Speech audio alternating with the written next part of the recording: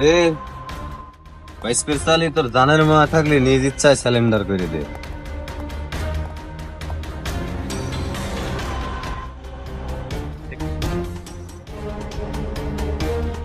লায়লা হত্যার প্রধান আসামি তুই। আমার কাছে সমস্ত প্রমাণ আছে, তোর কঠোরতম শাস্তি হবি। স্যার আমি নির্দোষ স্যার। তোকে রিমান্ডে নিয়ে গিয়ে ডিম থিরাপে দিলেই সব ঘটনা সত্যি বের হয়ে যাবে। ধর্ষকের ধর্ষকের ধর্ষকের ধর্ষকের শাস্তি একটাই, ধর্ষকের শাস্তি একটাই, ধর্ষকের।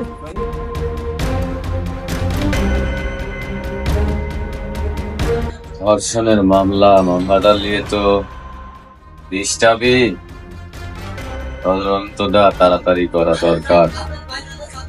দেখি জুনিয়র অফিসারে কিছু নক করি।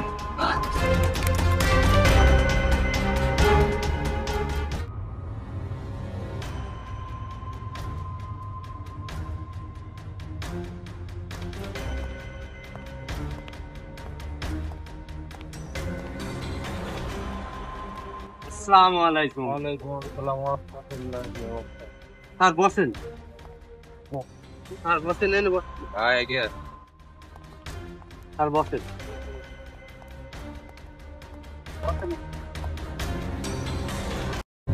আসসালামু আলাইকুম স্যার। ওয়ালাইকুম আসসালাম। ভালো আছেন সব? আসামি ক্লিয়ার আছেন তাহলে স্যার না? হ্যাঁ আসামি ক্লিয়ার ছিলাম। আসামির তো তোমার হচ্ছে কি বলে ময়না তদন্ত রিপোর্ট তো আসছে। হ্যাঁ, তো ওই তো পারতক আসামি। তো এখন আপনারা কি যাচ্ছেন? এখন ওই যে আমার এই মাতবার চাচা আছে, তার কিসের গার্জিয়ান, বলে? তার বাপ যে অসুস্থ হয় হসপিটালে আছে। চাচা তো কালকে সালিশ করিছে ওখানে, কোথায়? যে আসামির শাস্তি নেই, থানায় বইছিল। তোমাকে বলছিল? হ্যাঁ, ছিল ওখানে? ছিলাম আমি ওখানে উপস্থিত। এ বলছে যে হচ্ছে গা আমরা গ্রামের পয়বদান মিলে এর বিচার করব, আমরা আইনি শাস্তি চাই না।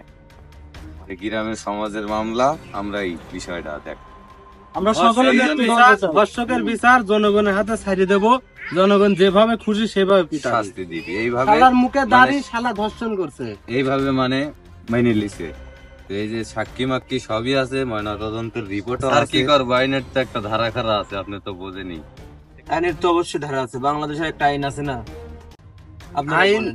আইনের কি বুঝবো? ধর্ষক ধর্ষিত করিয়া যায়, থানা যায়, টাকা পয়সা দিয়ে সুরালি চলে আসে, এর তো সঠিক একটা বিচার হয় না।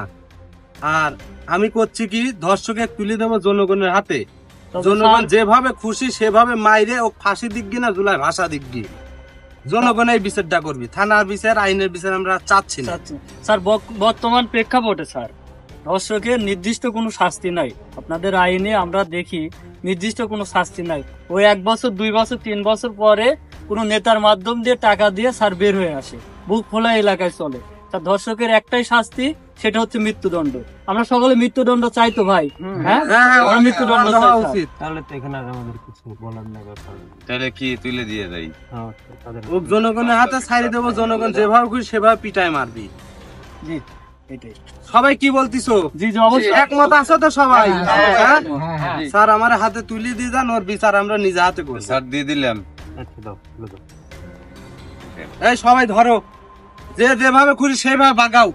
না আচ্ছা এখনই না, তাহলে আগে সবাইকে আপনারা আর ডাকি। একটু বোঝেন এর কি শাস্তি দেওয়া যায়। এর তারপরে কোনো শাস্তি নাই, ধর্ষকের শাস্তি এক। আচ্ছা দাঁড়াও, যাবো তো, কিন্তু এখানে তো আমাদের কিছু বলার আছে। কারণ আসামি আপনাদের হাতে তুলে দিলাম, পরবর্তীতে আমাদের বা আইনকে কোনো প্রকার দোষারোপ করতে পারবেন না। আপনাদের কোনো দোষারোপ করবো না, আমাদের শাস্তি আমরা নিজে হাতে দিতে চাই।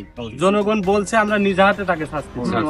অসংখ্য ধন্যবাদ স্যার একে আপনাদের। শাস্তি দিয়ে মৃত্যুদণ্ড করা হবে। চলে গেলাম। ঠিক আছে স্যার, আসেন, ভালো থাকেন। আসসালামু আলাইকুম। মাতব্বর সাহেব, তাহলে এই ধর্ষককে কি করব আমরা? এই ধর্ষকের আর কি করবি কই, বিশেষ সালিশ তো মেলাই করলে, থানায় মানায় মেলা জায়গাতে দৌড়ধাপ পাইলে সঠিক বিচার তো পাও নাই। এর সঠিক একটা বিচার আছে, এ গণপিটানি দিয়ে ফাঁসি দিয়ে দাও। তাহলে ওইটাই করি। এইটাই এখনই মারা শুরু করো। লাইট